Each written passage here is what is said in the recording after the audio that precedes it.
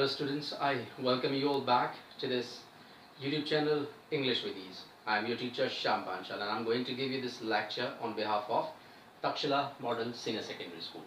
So students, today I am here with a new chapter as I promised to you in the last video.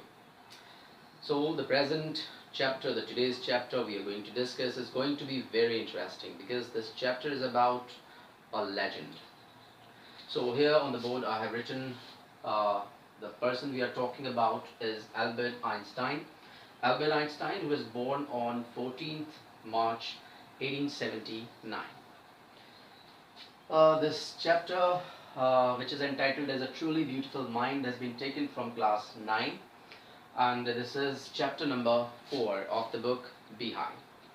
So students, let us now read this chapter. This chapter is actually a biography of Albert Einstein. In this chapter we are going to read not in detail but very superficial and very important detail about the life of Albert Einstein since the moment he was born till the moment he breathed his last.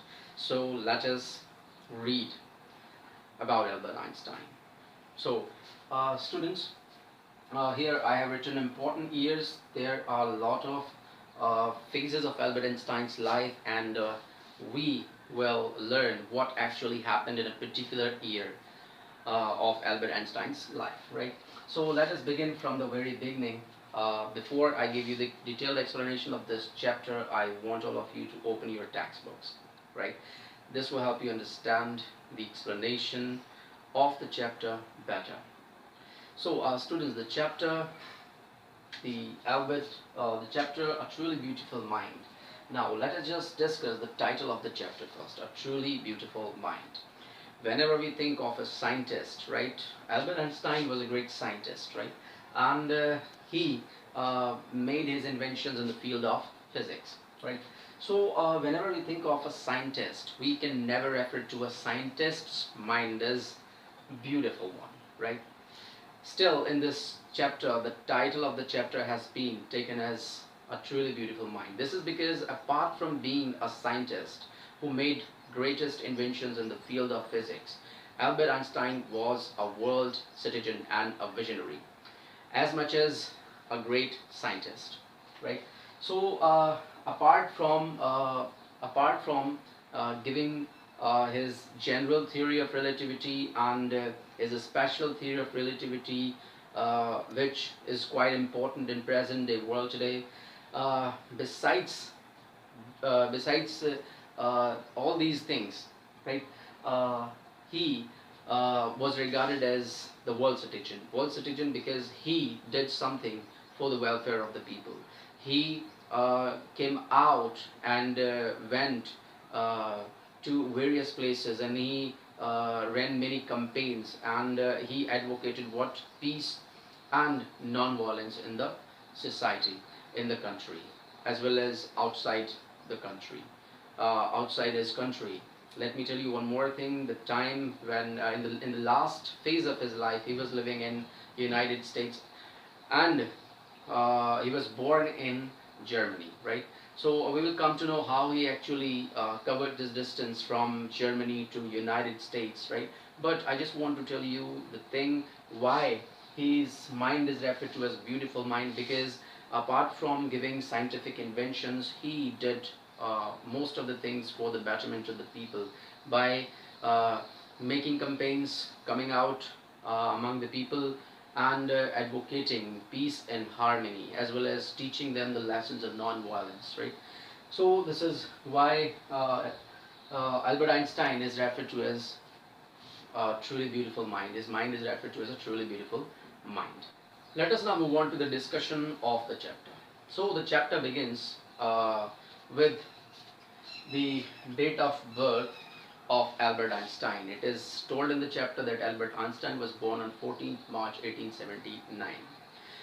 Since his childhood, since his birth, Albert Einstein had nothing special about him. People, especially his family members, believed that he did not have any sign of greatness.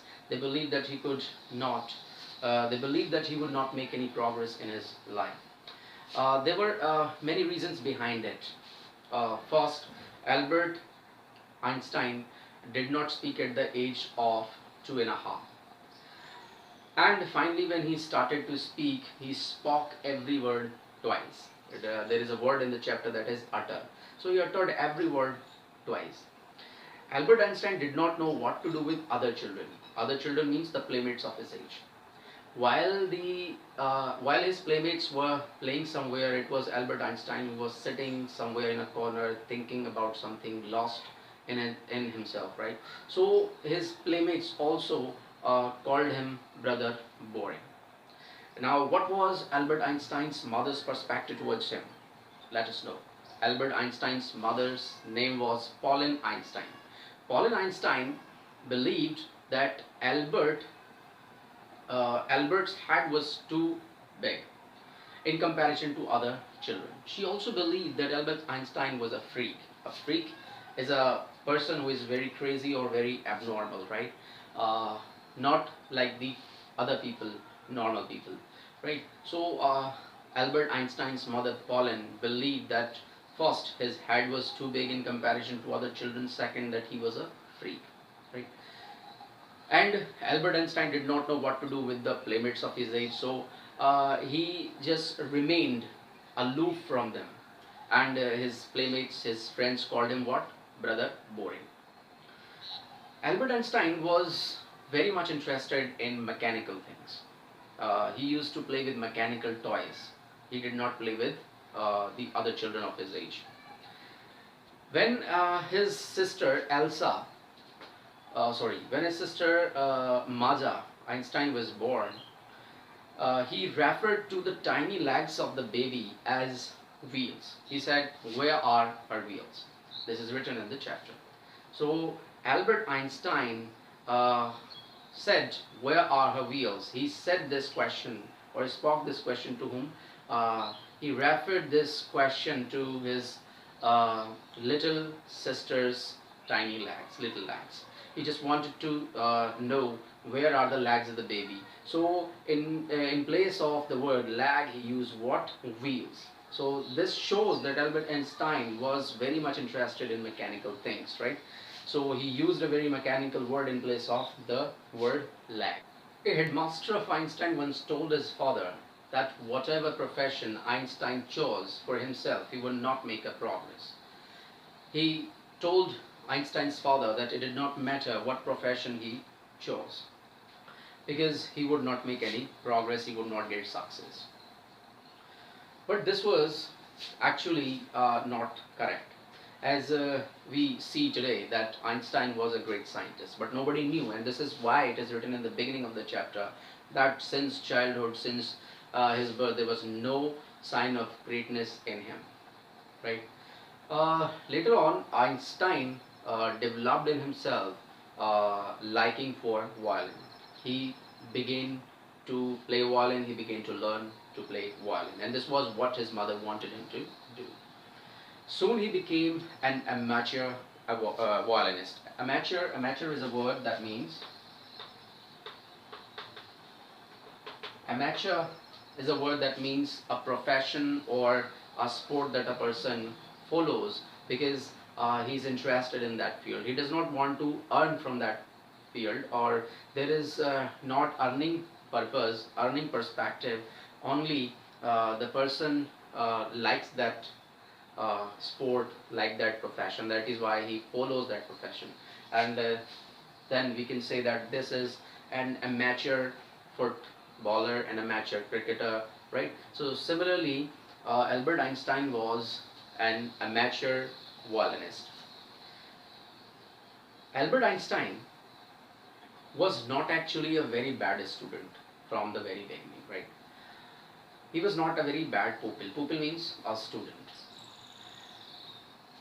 He got admission in a school in Munich when a place where his parents had moved when he was only 15 months old. Albert Einstein scored very good marks in all his subjects, but he could not continue his school education there. Especially he could not study at that very school. Uh, it was because of the regimentation of the school. Regimentation is a word.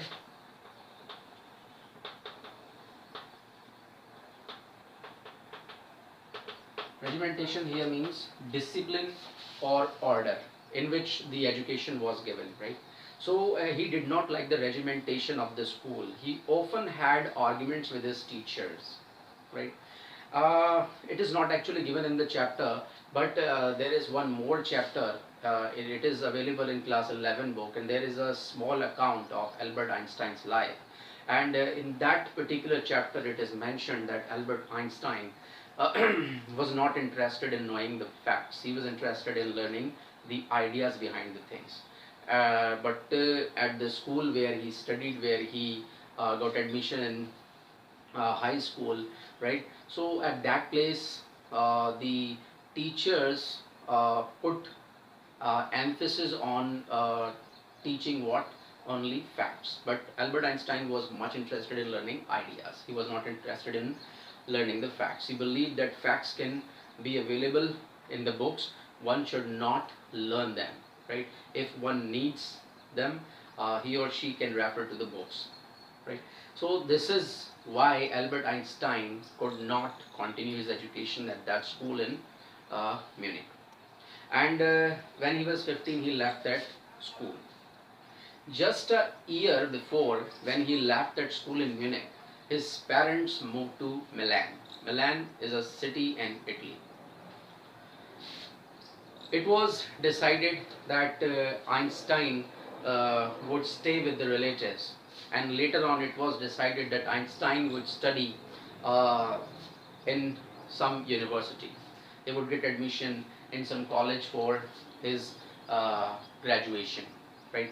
So where did he actually get admission? So Einstein got admission in a college which was situated in a German-speaking province of Switzerland, and this province was Zurich.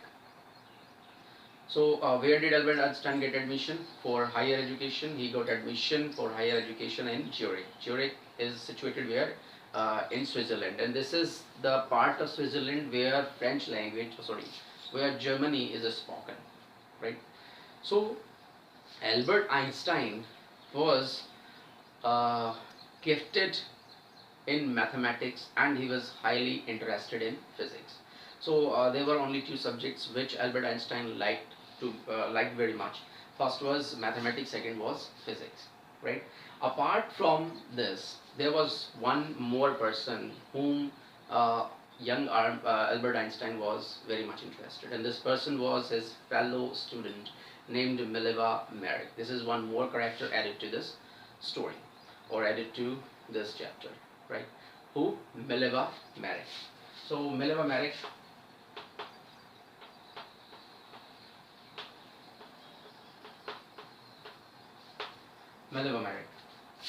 So Mileva Merrick was a Serb. Serb means a girl from Serbia. Serbia is a country.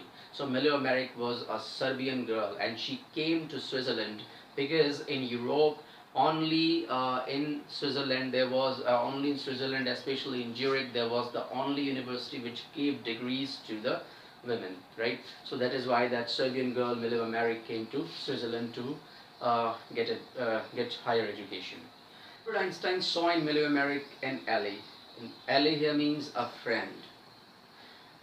He also considered Mileva Merrick quite different from other people, especially from the Philistines. Who are Philistines? Philistines are the people who do not like art, music, and literature, right? We have already learned so far that Albert Einstein was not a Philistine, right? He was a lover of art, he was a lover of music, he was a lover of literature, right? So he considered Mileva Merrick to be the same person as he was, right? He considered Mileva Merrick to be one of his likes, and that is why he had a special affection for Mileva Merrick. Both fell in love with each other, right? It was Albert Einstein, who wanted to marry Mileva, married.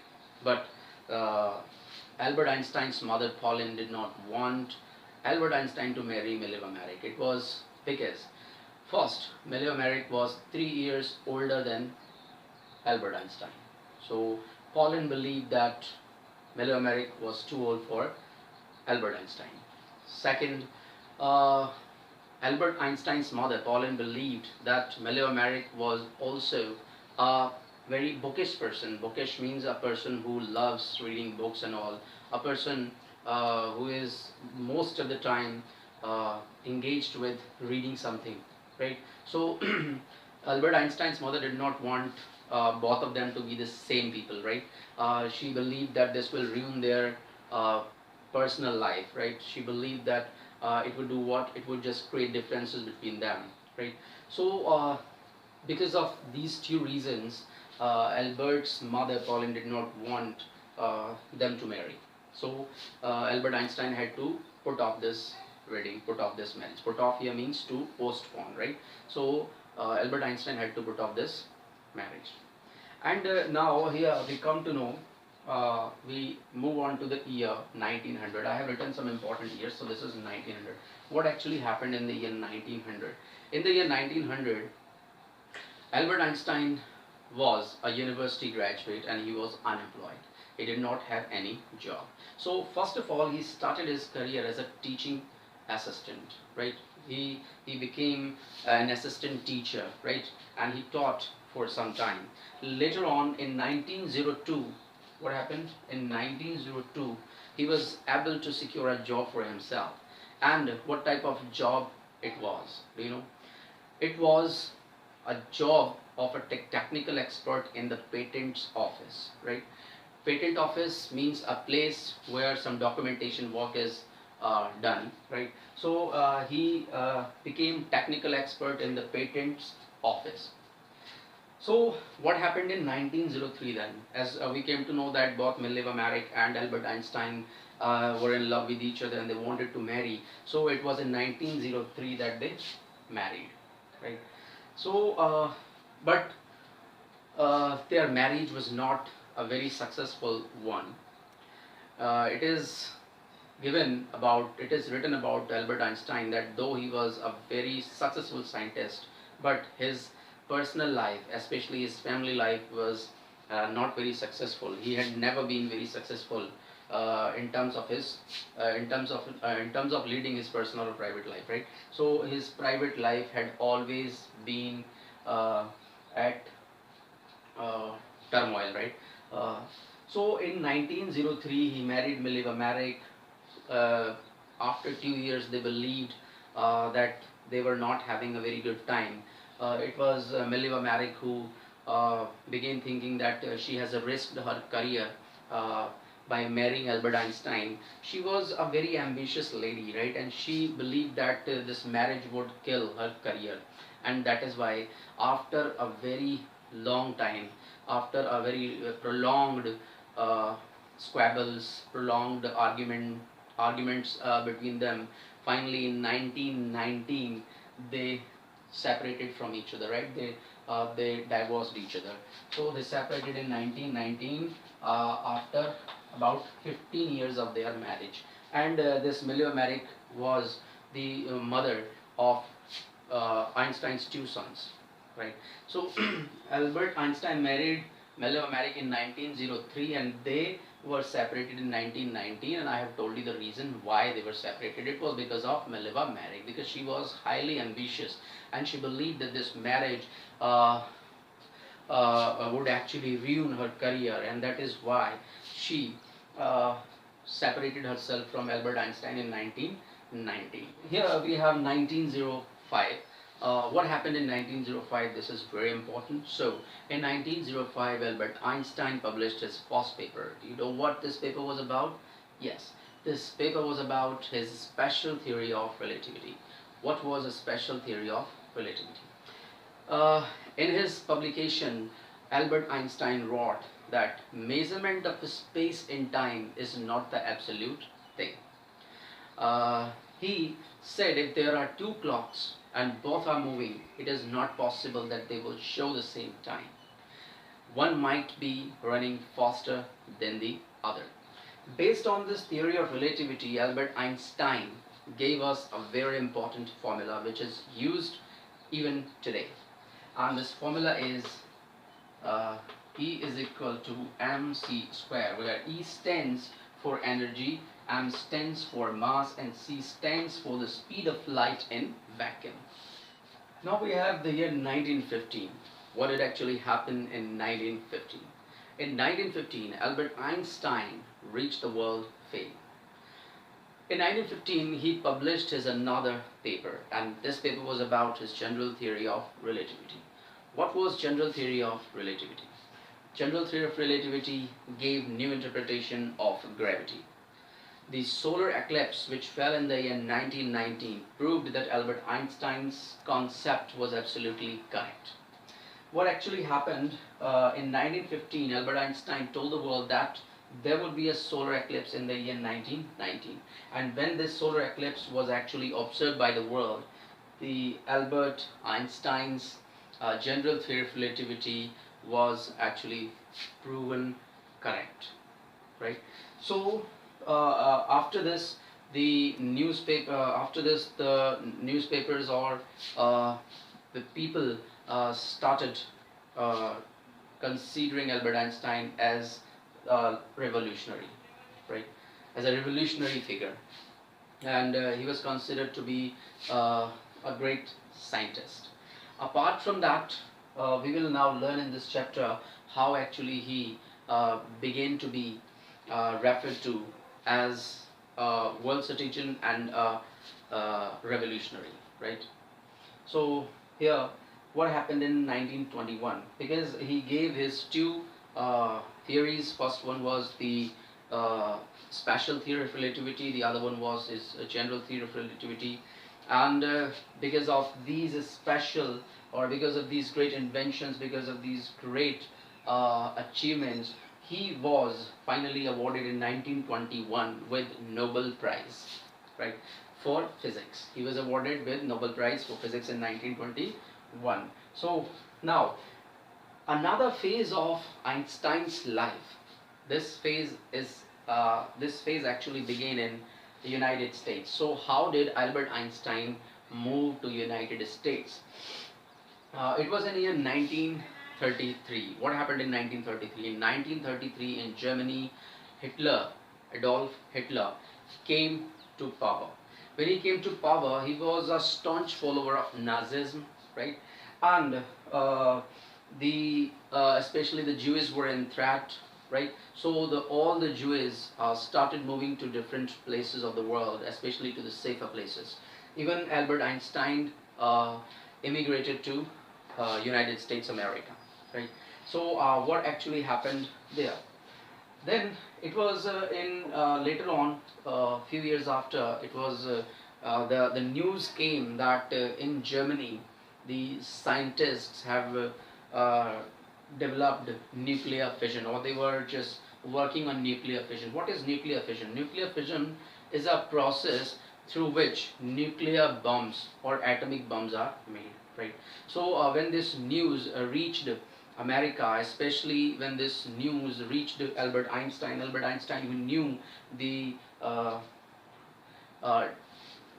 destruction or the disastrous results of this nuclear fission, he made up his mind. He was encouraged by one of his friends. He made up his mind and he wrote a letter to the then president, Franklin D. Roosevelt. Franklin D. Roosevelt was the president of America at that time. So Albert Einstein made up his mind to write a letter to him. Why? Because he came to know that in Germany the scientists were working on nuclear fission, and nuclear fission is a process through which nuclear bombs or atomic bombs are made. And Albert Einstein wrote a letter to Franklin D. Roosevelt to warn him against the harmful effects of nuclear bombs, right? Nuclear energy. Albert Einstein wanted to warn the president that if this formula is invented, or if these kind of bombs are invented, they can destroy a port completely, as well as the the territories of the port will be greatly affected, right? So this letter, which was written to the President Franklin D. Roosevelt, had a great impact on him. And what actually happened? They started working on this formula. They started working on this project, and they developed atomic bomb. And this atomic bomb was first dropped in 1945 on the Japanese territories, on the Japanese cities. And do you know which these cities were? These two cities were Hiroshima and Nagasaki. So in 1945, America was the first country which dropped these atomic bombs on Hiroshima and Nagasaki. Hiroshima and Nagasaki were the two cities of Japan, right? So when this uh, with this event, with this incident, Albert Einstein was deeply moved because he did not want anyone to use this kind of energy, which was quite disastrous for the humanity, right? So what actually happened? This time Albert Einstein wrote another letter, and this time he did not write this letter. He did not address this letter to the president. He just wrote a missive. A missive is what? A missive is a formal letter. So he wrote a missive to the public, and in this letter he requested United States to form a world government so that this kind of disastrous activities cannot be done by any country, right? But this letter did not have an impact on the United States as the earlier letter had an effect, right? So what actually happened later on, Albert Einstein himself took the initiative and he started going out. He traveled to various parts of the world, and he advocated what? Peace and harmony. He also advocated non-violence. So Albert Einstein, this way, he was a bit of political figure as well, right? So this way he became a world citizen because he was thinking about the betterment of the humanity. He was going out and reaching the people and teaching them the lessons of non-violence and teaching them to love humanity, to protect humanity, and not to use firearms, not to use guns, weapons and all, right? And not to use especially what? The nuclear fission, the nuclear energy or the atomic bombs. So this is how Albert Einstein was a world citizen and a visionary. He was a humanitarian. He worked for the humanity, right? So apart from being a great scientist, he was a visionary and a world citizen as much as he was a great scientist, right? So students, in this chapter today we have read about Albert Einstein. So it was in 1955 that Albert Einstein breathed his last, right? So Albert Einstein was really a great scientist, and the theories that were given by him have been are being used for the betterment of the society and for the welfare of the public, right? So Albert Einstein's chapter is now over. We have just read how Albert Einstein became a great scientist finally. Though in the beginning he did not have any sign of greatness, he did not have any sign about being a great person, but still we have read in the chapter that finally he became a great scientist. So this is how this chapter comes to an end, and I would suggest you to read the text carefully because I have just explained these things to you verbally. When you read the text, you will learn better. And there are a lot of words which you need to learn, and you need to practice them in your own language, whether it be writing or speaking, right? I have just tried to explain the meaning of few words which came across when I was just giving you the explanation, right? So students, with this I uh, thank you all for watching this video, and very soon I'll be back with a new chapter. Thank you.